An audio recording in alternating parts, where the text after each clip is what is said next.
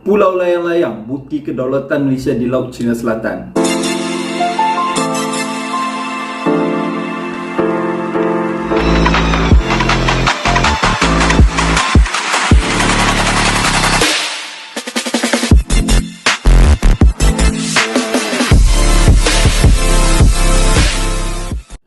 Assalamualaikum dan selamat sejahtera. Aku Fakir Tokai. Welcome to my channel. Kita sembang santai cerita tentang tentera. Korang semua apa khabar? Aku harap korang berada dalam keadaan baik. Kepada yang kali pertama sampai ke channel aku ni, aku ucapkan selamat datang. Untuk maklumat korang, aku seorang pesara tentera, jadi aku banyak kongsikan cerita-cerita tentang tentera. Kepada yang belum subscribe, aku harap korang boleh subscribe. Yang dah subscribe, aku ucapkan terima kasih. Kebelakangan ni, isu tuntutan Laut Cina Selatan oleh negara-negara terlibat semakin memanas. Tambahan pula melibatkan banyak negara lain seperti US, UK, kemudian kita dengar negara-negara lain seperti Jerman, India pun nak hantar kapal ke Laut Cina Selatan.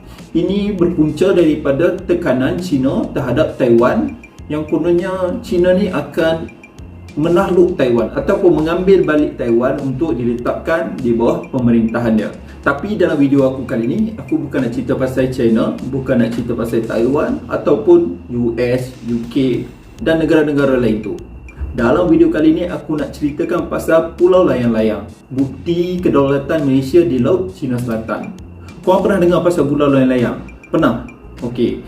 Kepada yang tak pernah dengar tu, aku akan kongsikan sedikit cerita tentang Pulau Layang-layang. Sebenarnya Pulau Layang-layang ni adalah sebahagian daripada Kepulauan Spratly. Kepulauan Spratly ni sebenarnya banyak pulau-pulau kecil ataupun beting-beting, terumbu-terumbu yang timbul di sana sini.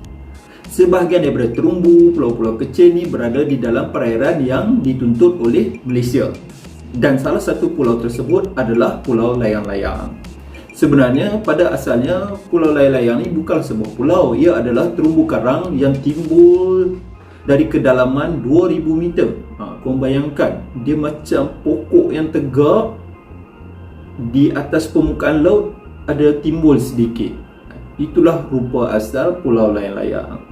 Jadi pada tahun 1979, apabila Malaysia mengeluarkan Peta Baru Malaysia 1979, Pulau Layang-layang ni berada di dalam kawasan yang dimasukkan dalam peta sebagai perairan Malaysia. Walaupun kedudukannya agak jauh daripada daratan Malaysia iaitu Sabah, tetapi ia masih berada dalam jarak perairan Malaysia. Selain daripada Malaysia, pulau ini turut dituntut oleh China, Taiwan, Vietnam dan juga Filipina. Berikutan daripada penerbitan Peta Baru Malaysia 1979, Kabinet telah mengarahkan kajian tentang cara untuk mengukuhkan lagi tuntutan Malaysia terhadap kawasan di dalam Laut Cina Selatan. Jadi satu keputusan telah dibuat untuk mendirikan tugu di terumbu layang-layang ni. Cadangan ini telah diterajui oleh Menteri Pertahanan pada waktu itu iaitu Dr. Mahathir. Tun Mahathir jadi Perdana Menteri buat kali pertama pada tahun 1981, tak salah aku. Jadi cadangan untuk mendirikan tugu ni bermula sebelum tu lagi. Jadi pada waktu tu Tun Mahathir masih lagi Menteri Pertahanan. Seterusnya pada bulan Jun 1980 maka bermulalah pembinaan tugu di terumbu layang-layang ni. Pada waktu itu pembinaan melibatkan aset-aset daripada ketiga-tiga perkhidmatan, tentera laut dengan KD Raja Jarum, tentera darat dengan Regimen Jurutera, anggota komando dan juga TUDM dengan pesawat helikopter Nuri. Pada waktu ini, pasukan khas laut Pascal belum lagi dilibatkan. Sebab kalau korang tengok balik sejarah Pascal, pada waktu ni dia masih dalam peringkat penubuhan. Berdasarkan research aku, KD Raja Jarum iaitu kapal Navy ni digunakan sebagai pembawa bekalan lah. Jadi helikopter Nuri ni berulang alik mengangkut barang-barang yang diperlukan daripada KD Raja Jarum ke terumbu tu. Jadi anggota komando kita, Regimen Gerak Khas dan juga anggota Jurutera Tentera Darat berusaha mendirikan tugu. Pembinaan tugu di terumbu layang-layang ni mengambil masa jugalah, sehinggalah siap.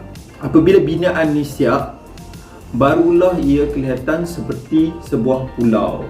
Jika sebelum ni ketika air pasang, kawasan tersebut akan tenggelam, dan ketika air surut barulah timbul dan kerja-kerja pembinaan dibuat. Jadi sedikit demi sedikit kerja-kerja menambak dilaksanakan, barulah ada rupa pulau.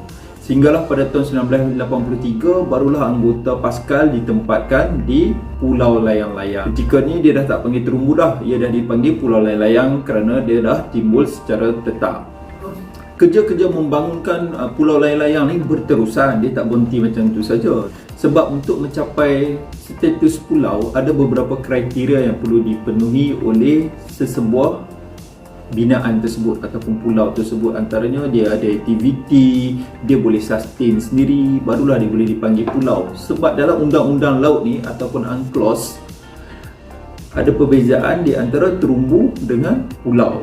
Pulau dia ada hak dia sendiri, dia boleh dapat perairan yang lebih jauh. Kalau terumbu dia tak dapat. Jadi sebab itulah Malaysia berusaha menjadikan terumbu layang-layang ni kepada pulau, dan apabila pulau dia kena buktikanlah sifat-sifat dia sebagai sebuah pulau. Jadi pada tahun 1989 kerajaan telah bersetuju untuk memajukan lagi Pulau Layang-Layang ni dan mendirikan sektor pelancongan di pulau tersebut. Itulah resort yang ada sampai ke hari ni kita tengok, dan di pulau tersebut pun sekarang dah ada runway. Runway ni boleh landing kapal terbang bersaiz sederhana lah. Terdapat sumber yang menyatakan modul-modul pasang siap yang bertujuan untuk membina Pulau Layang-Layang ni telah dihasilkan di Semenanjung dan dibawa daripada sana. Ia tidak dibina di Sabah, tempat yang lebih dekat bagi menjamin kerahsiaan. Jadi modul-modul ni telah dibawa dengan tongkang yang diiringi oleh kapal TLDM sepanjang pelayaran mereka tersebut. Bayangkan berapa minggu daripada Semenanjung nak sampai ke lokasi Pulau Layang-Layang tu untuk membawa modul-modul binaan ni. Daripada sumber yang aku baca juga terdapat cubaan daripada pasukan khas negara-negara jiran yang berada di dalam laluan kapal tongkang tersebut cuba menyiasat dan cuba mencerobohi kapal untuk menyiasat apakah kandungan muatan yang dibawa oleh tongkang tersebut. Jadi untuk beberapa lama kerja-kerja pembinaan Pulau Layang-Layang ni memang menjadi rahsia. Hanya sebilangan orang penting saja yang tahu bahawa Malaysia sedang membina Pulau Layang-Layang. Betapa rahsianya kerja-kerja membina Pulau Layang-Layang ni demi menjamin kedaulatan Malaysia di Laut Cina Selatan. Itulah sedikit kisah pengorbanan anggota tentera kita daripada ketiga-tiga perkhidmatan untuk membina sebuah pulau yang asalnya hanyalah sebuah terumbu demi kedaulatan negara kita Malaysia ni. Cuba korang bayangkan, kalau korang tengok Pulau Layang-Layang sekarang, asalnya hanyalah sebuah terumbu sahaja. Betapa hebatnya kerja yang dilakukan oleh mereka yang terlibat ni. Sekali lagi aku nak tekankan betapa pentingnya Pulau Layang-Layang ni adalah kerana ia adalah simbol kedaulatan Malaysia di Laut Cina Selatan. Kita antara negara terawal yang mendirikan pulau di Laut Cina Selatan ni lah, sebab banyak negara juga yang buat tuntutan di Laut Cina Selatan, termasuklah di Kepulauan Spratly, dan mereka turut membina pangkalan hadapan mereka di sana. Selain daripada Pulau Layang-Layang ni, terdapat juga beberapa pulau lain yang akan aku kongsikan di video akan datang. Aku harap korang berpuas hati tentang penerangan aku dalam video kali ini. Jika korang ada sebarang persoalan, korang boleh typekan di ruangan komen. InsyaAllah aku akan jawab dengan sebaik mungkin. Jadi sampai di sini saja video aku untuk kali ini. Kepada yang belum subscribe, aku harap korang boleh subscribe. Aku ada kongsikan video yang baru setiap minggu. Kita jumpa lagi di dalam video akan datang. Aku Fakin Tokai. Terima kasih. Assalamualaikum.